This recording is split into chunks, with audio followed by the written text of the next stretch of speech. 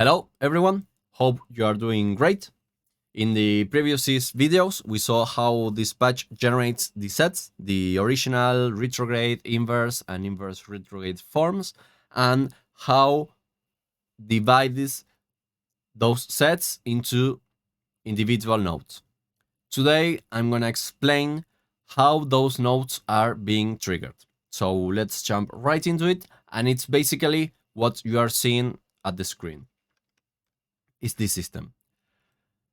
Why I did this system? Because I wanted to replicate the human plane. And why? Because I thought it would be a nice challenge to do, and because it's a generator. I was thinking about that if you close your eyes and you listen to this patch, you couldn't distinguish between if it was playing. Sorry, if it was being played by a human or by a machine. I failed. I'm gonna be honest. You can distinguish that it's a machine doing that, but and yes, it was a very ambitious idea, but I got to an interesting system, and that's why I wanted to share with you. So let's start with the flow. Here you toggle on the generator that starts the metro. The metro sends a bang here to the URN, which I've explained in the previous video. And it also sends a bang to the drunk. The drunk, it's like a random, but each time it receives a bang, it outputs a value that is slightly different from the past value. And that value, the new value, is defined but by a step, and you can control the step size and the maximum value of the step. The output value goes into the second outlet of the metro that change the interval, and that creates that the metro being slightly changed, and when it sends the bang to the drunk sends an output that is more or less different from or similar to the previous value that changed the metro, and there it goes, the zero grid. But because I wanted to have more irregularities, because the step, if you don't change the step size, the step is always gonna be the same. And I wanted to create more irregularities because I wanted to replicate the human plane.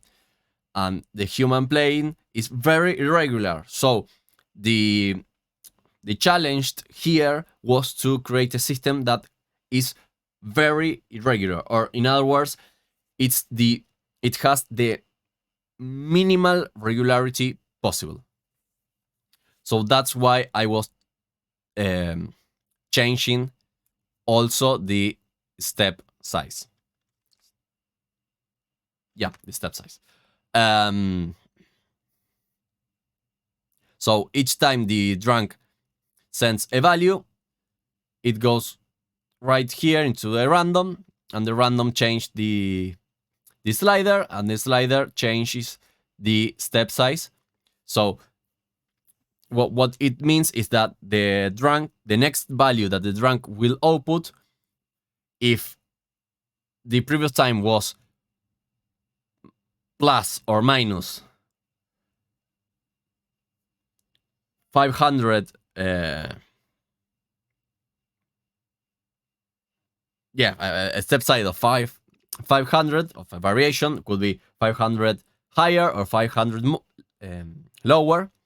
Now it would be maybe 220 higher or lower. So with that, it's always changing how big it's gonna be the jump. And believe me, it changed a lot. The sounding. The sounding, no, the sounding at the ultimate instance, and at the first instances is the triggering. And yeah, the variables that I'm controlling are the maximum jump and the minimum value of the node being triggered. Because here this connector goes right into the plus object that sets the minimal value, and this slider is going through this drunk. Let me put that in action. So here is the minimal value and the minimal range of time. If I increase the minimal value, it would be outputting more the values in larger times, but they are gonna be very similar, or it will have a lot of regularity. If I increase the range of time,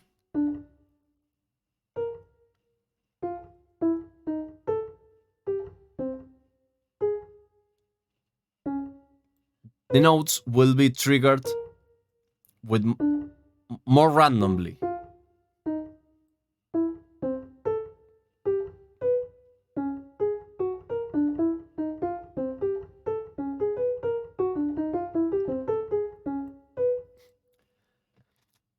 Okay, and you could be asking, well, why you are setting this number and this size and sign 1?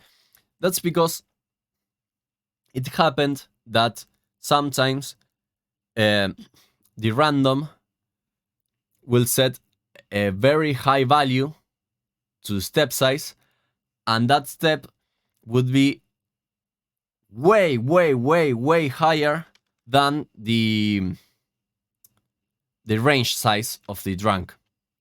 And what would happen is that the drunk will output the same value several times, because the step size is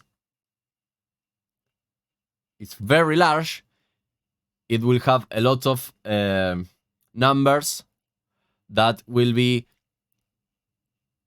reaching the limit, the maximum limit that the drunk can give. So there are gonna be outputting the maximum value a lot of times. So that would create some regularity. And what the solution that I got is to the value that the drunk is outputting be the reference of that their random can give as the maximum value. And that's why I'm doing that. So let me explain that in the flow. Maybe you will understand that better. When the drunk is sending a value, it sets to the range of the random, and it also sets to this text that says size, sign 1. This sets the range of this slider too. So the random and the slider have the same maximum number. Then it triggers 2 bangs. The first one sets the random, or creates a random number to the slider, and the other one makes the slider output that number into the drunk. So that way, the number here would be similar to the drunk, and it will never reach the top number that, or the highest number that the drunk can give. And I can show you that now. Here you can see the debug here.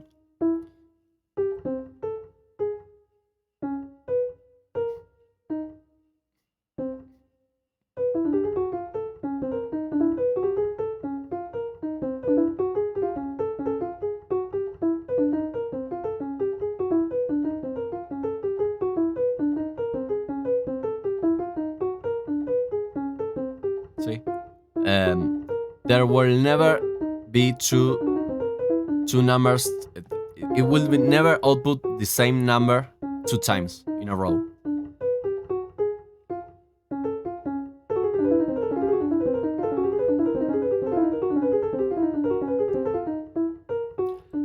And yeah, that's that. I have a bank for debug, but yeah. Then I put a XY pad just because it's more practical to control those, and because those are related one and another. Yeah, that's so. Yeah, that would be for this video. It's I think that this is the most complicated part of the whole patch. So if you have any questions, leave a comment and I will try to explain that to you in a more clear way. I know that I didn't explain it very good. I know that. I did my best. Hope that you can understand that. If you got up to here, thank you very much. You have a lot of patience. And if you like it, leave a comment. If you like what this channel is offering you, you can subscribe for more content. Yep, we see you on the next one. Have a nice day.